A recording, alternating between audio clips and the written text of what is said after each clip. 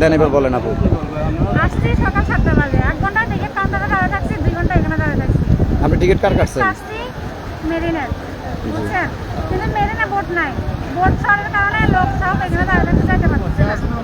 তো আপনাদের এখানে তো দুইটা কর্তৃপক্ষ আছে, ঠিক আছে? কর্তৃপক্ষ আছে, ওনারা তো লোকগুলো সামান্য করে দেয় নাই।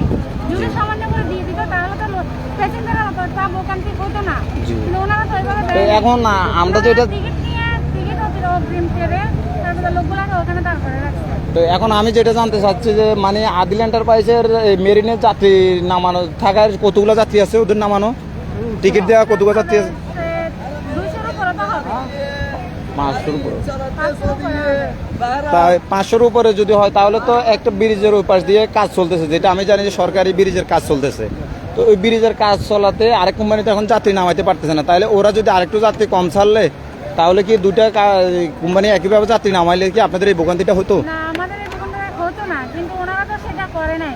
ওনারা চাচ্ছে যে ওনাদের প্যাসেঞ্জার বেশি হোক, ওনাদের ইনকামটা বেশি হোক, কিন্তু ওনারা তো আমাদের দিকে তাকাচ্ছে না, আমাদের ভোগান্তির দিকে ওনারা দেখতেছে না। তাহলে এখানে ওনাদের অন্যায় হচ্ছে যে কি ওনাদের ভোট কম, ওনারা প্যাসেঞ্জার অন্যদিকে দেয় নাই।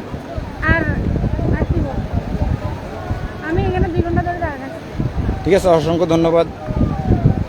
এই আপু আমার একটা বক্তৃতা যে 2 ঘন্টা আপু দাঁড়ানো আছে। আপুর বক্তৃতা হচ্ছে আপুর স্ট্রেসটা হচ্ছে এই কারণে যে ওনারা যদি এতগুলো যাত্রী নামাইতো তাহলে আদিল এন্টারপ্রাইজে যাত্রী নামাইতো। এখন আদিল এন্টারপ্রাইজে যাত্রী নামাইতে পারতেছে না, ওরা এভারেজ যাত্রী নামাই দিয়ে পুরো ব্রিজটা জাম করে দিছে। এই কারণে এই কোনো যাত্রী নামানো যাচ্ছে না আদিল এন্টারপ্রাইজের। এখানে ব্রিজে কোনো জায়গা নাই, ব্রিজের ওই পাশটা দিয়ে সরকারি যে ব্রিজের কাজ চলতেছে ওই দিকে কিছু মাল সামানা থাকায় পুরো ব্রিজটা এখন মেরিন সার্ভিস আলাদের যাত্রী নামানো আছে।